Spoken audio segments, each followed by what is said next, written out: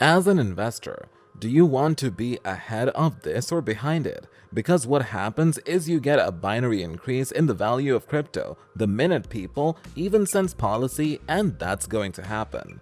Bitcoin heads towards best week since October as crypto collapse stabilizes.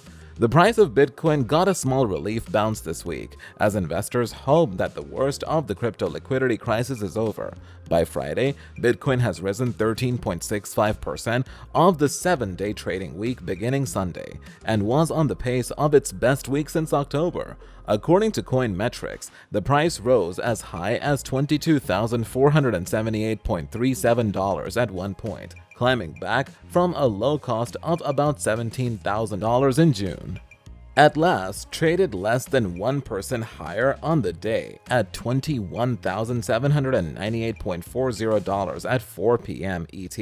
According to Coinmetrics, a lot of the insolvencies and forced unwinding from a volume perspective are behind us, said Felix Hartman, managing partner of Hartman Capital. Three Arrows filing for bankruptcy was kind of the final pin in that. Three Arrows, a crypto-focused hedge fund, filed for bankruptcy last week after a sharp decline in digital currency prices exposed a liquidity crisis at the firm. The market contagion could spread into smaller crypto exchanges or funds. Hartman added, but there aren't any bigger, more impactful dominoes left to fall. If the crypto industry can go a month without bad news of insolvencies, he said it's very likely that the market could double.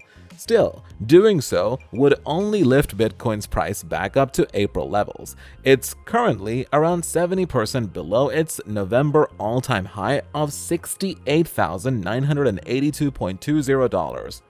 Seeking stability.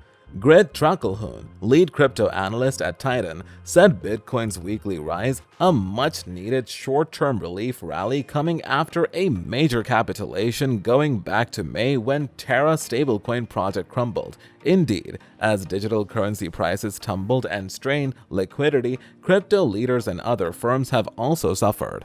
Having an unofficial lender for last resort like Sam Bankman-Fried to bail out some of the embattled crypto lenders is also providing relief to investors. Truckelhoon added, this week, the FTX CEO said he and his company still have a few billion on hand to shore up struggling firms that could further destabilize the digital asset industry. Truckelhoon said $22,500 to $23,000 is the resistance level to watch for Bitcoin. If it breaks above that threshold, it should rise pretty quickly. To its next stop, $28,000, he added. Ryan Shea, economist at Trax, pointed to this week's news that Federal Reserve officials said another interest rate hike of 50 to 75 base points is likely at their July meeting. That, combined with increasing signs that the U.S. economy is slowing more marked than policymakers' projections, is making investors view the Fed's aggressive stance with more circumspection, he said. In effect, they are looking through the hikes and instead are focused on the expectation of eventual Fed capitulation, something that is a positive scenario for crypto prices and risk assets more generally, Shea said. Bitcoin prices rise while stocks decline. Bitcoin and other cryptocurrencies were relatively resilient on Thursday, holding steady or rising in stark contrast to the stock market, which was under pressure. Marks a departure for digital assets, which have shown themselves to be correlated to stocks and vulnerable to even more downside. The price of Bitcoin has risen less than 1% over the past 24 hours to $19,800. The largest crypto tumbled in tandem with stocks on Wednesday, touching $19,150 but has since rebounded to levels seen earlier in the week. Bitcoin continues to struggle to consolidate above the key $20,000 mark, having rallied as high as $22,000 less than a week ago before falling back. It is good news for cryptos. Bitcoin is showing some signs of stabilizing, but sellers are eagerly watching to see if the June lows will hold, said Edward Moya, an analyst at broker Oanda.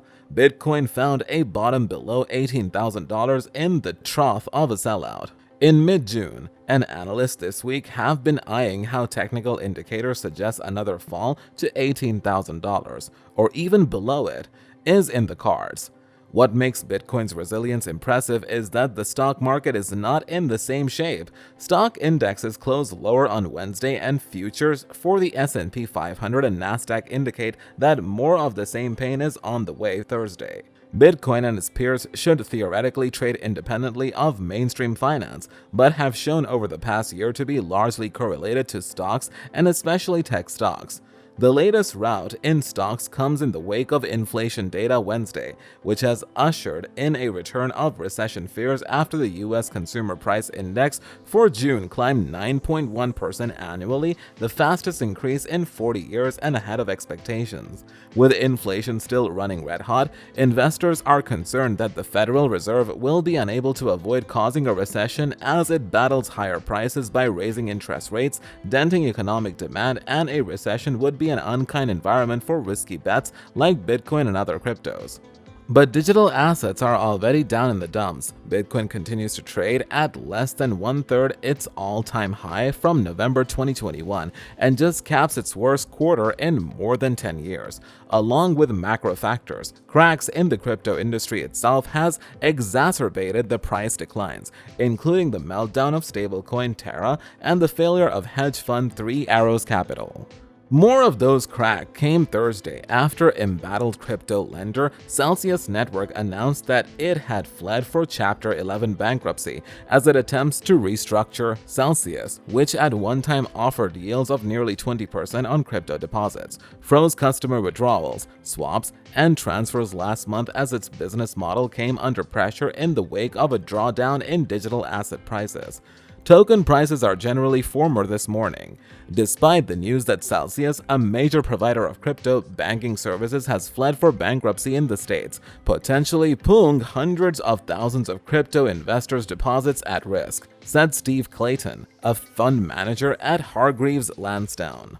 Either the second largest crypto gained 2% to nearly $1,100 altcoins, or smaller cryptos were more mixed. Mr. Kevin O'Leary argues crypto is about to see its largest pump as soon as policy bills are passed, and it's only a matter of a few months. Hence, as Mr. Kevin sees it, crypto is a pure money-making machine. It's best if you get in on it before the mass population does. We've got more exclusive updates like this one on our channel, so make sure to like the video, subscribe to our channel, and hit the bell icon to get the notifications of the latest videos.